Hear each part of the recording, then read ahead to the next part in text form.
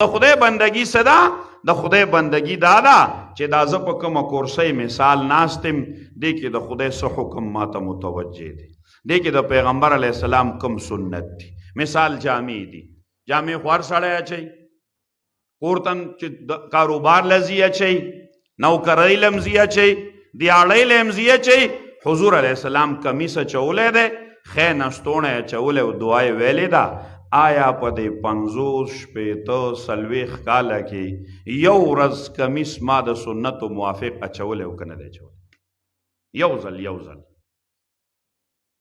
حضور علیه السلام نوې جامې اچولي اختر په ورځ دعا یې ویلې ده د اختر په ورځ خو موږ چې څونه ځان نه یهودي جوړ کړو هغه عمره خوند کوي څونه د ځان نه عیسایي جوړ کړو نو موږ وایو نن ښایسته ښکاره شو اخته د اختر په شپه ګرځو د نایانو په دوکانونو که شیرګل ته ونشي نو جلالا ته پسې ځو که جلالا کې نه نو تخبې ته پسې ځو تصویر ګرځو د هغه فیسبوک چې دا تصویر ته داسې اخته جوړولی شي دی به سبا د مسلمانانو عیدګاه ته راځي شکل یې د چا په شان دی میاش مخکې ټیلر له جامې ورکولې هلته د یو زندیق یو د یهودي یو د عیسایي یو د اسلام دشمنه جامې خوښې شوي د هغې تصویر یې اخیستی دی او په ټیلرانو یې ګرځئ چې زه به د مسلمانانو عیدګاه ته ځم او زه مسلمان یم خو جامې به د دې یهودي اچوم شکل به مې د دې یهودي نو پته نه لګي چې دا به کومه مسلمانې چې د سړي شکل صورت د یهودیانو وي لباس یې د عیسایانو وي او تهذیب او تمدن یې د هندوانو وي نو دی به د اختر لمونځ په کوم مخ باندې خدای ته پیش کوي د جمعې په ورځ حضور علیه السلام زما انتظار کوي د درودو او زه د دې انتظار کوم چې کله به حجامت کوم چې په پاک مخ الله ته لمونځ ته ودرېږم دا زموږ ژوند دی زما پیسې په جومات کې راښکلی کېږي لمونځ کې ولاړ یم پیسې مې مښکته دي حضور علیه السلام فرمایي دې سړي ته چې د چا پیسې د ګیټو نښکته یي په جومات کې نه په بازار کې په غم خادۍ کې په کور کې حضور علیه السلام فرمایي امام بخاری او امام مسلم دا روایت د حضرت انس صاحب نه نقل کوي وی الله به دې سړي ته د رحمت په نظر د قیامت په ورځ نه ګوري نن زما پیسې چرته وي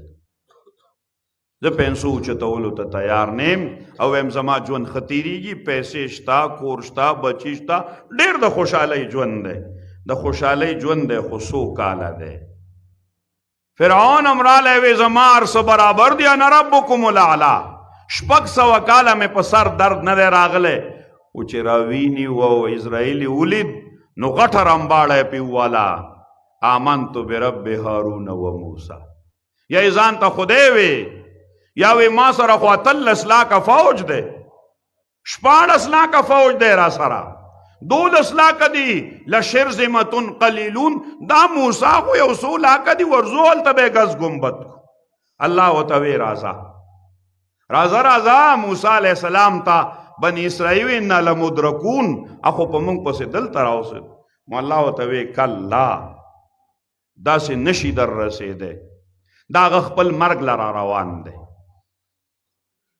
فاخرجناهم الله وی موږ راوویستل دا جنات او دا هغه باغونو نه په خپله راووتل په بدماشۍ باندې نو چې کله اسرائیل علیه السلام ولید که نه نو فرعون ته خپله شیشه ښکاره شوه چې اوس خو واله او ټکول دي نو وی آمنتو برب هارون و موسی نو الله ورته وی الآن اوس د سړي زوی شوي وقد عصیت من قبلو تا خو دغلته مخکې رمباړې والی انا ربکم الاعلی عرض مې دا کوي عزتمندو مسلمانانو موږ چې هر څوک یو هر څنګه یو د الله مخلوق یو د الله بندگان یو د الله د ترتیب مطابق به ژوند تیرو بیا به کامیاب بندگان یو او که د الله د ترتیب موافق مو ژوند تیر نه کو نو بیا باسې زبانی جمع خرچي دا یو یهودي رالی وی ستاسو د قرآن کې ډېرې عجیبه عجیبه خبرې دي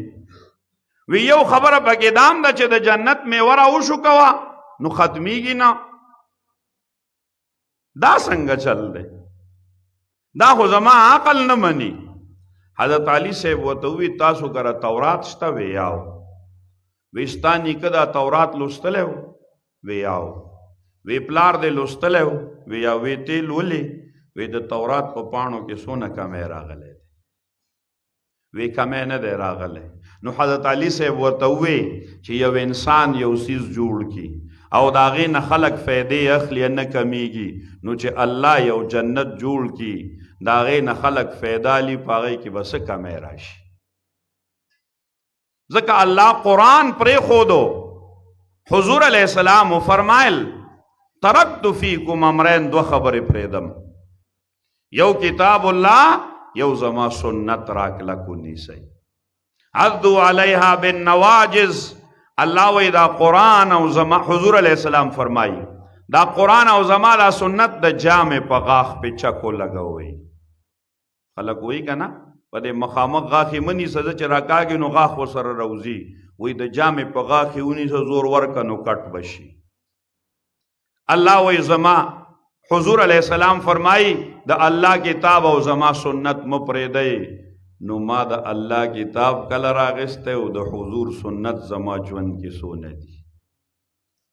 حضور علیہ السلام فرمائی لن تدولو، هرگز به تاسو گمراه نشئ، ما ان تمسکتم، که تاسو دا دواړه نیولي وو قرآن او سنت. نن ما قرآن کله راغستی؟ قرآن ما سونه راغستی، مالا قرآن سونه راځي؟ چرته داسې په دې 24 غنټو کې شوي چې په 24 غنټو کې ما د قرآن له وخت خاص کړی دی چې دې کې به زه صرف قرآن لولم. د بخر دپاره وخت خاص دی، نوکرۍ دپاره خاص دی، غم خادۍ د تللو دپاره یو وخت مقرر کړی دی، دکاندارۍ دپاره وخت مقرر دی. خو که مقرر نه دی نو د الله د کلام وخت نه دی مقرر. اوزګار شو قرآن راوالو، چې اوزګار نه یو چرته هفته کې موزګار نه شو قرآن نه رالو. زما خدا ژوند دی، استاسو راته پته نشته. هفته کې مونږ قرآن دې له راوانلو چې زه لږ تلاوت د دې قرآن وکړم. بیا چې زم تکلیف راته پیدا شي نو په منډه منډه بیا قرآن له راځو. نو حدیث کې راځي چې څوک صرف خپل ضرورت د الله نه سوال کوي، هر وخت الله نه یادوي. زمونږ خو چې ضرورت شي اوږدې دواګانې شروع کړو. نو وی فرشتې الله ته وی چې دا آواز ناشنا دی، مخکې موږ نه دی اورېدلی، د دې سړي دوا مه قبلوه. او چې څوک هر وخت الله الله کوي، الله ته آواز کوي، وی فرشتې وی چې الله دا آواز مانوس دی، پرونم دا آواز کړو، بله ورځ مې کړو. الله موږ هم شفارس کوو د دې سړي سوال قبول کړه.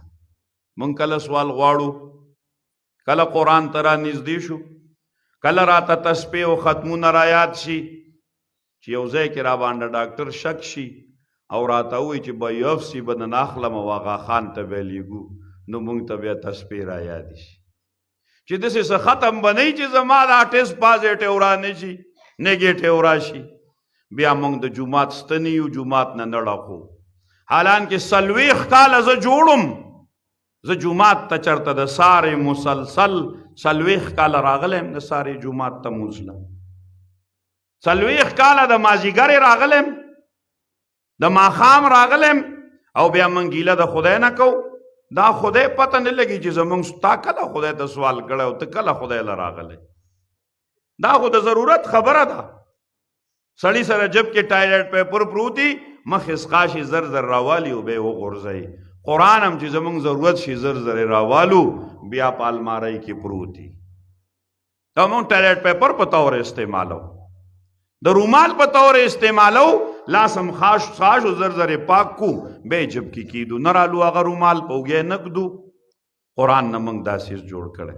عرض مې دا کوي عزتمندو مسلمانانو، الله وی تاسو دنیا له نه راغلي، ځکه نه تاسو لواریان یې مقصودن، نه تاسو مقصودن زمینداران یې، نه مقصودن ډاکټران یې، نه مقصودن انجینیران یې، مقصودن الله وی تاسو زما بندگان یې، زما بندگی وکوئ بس.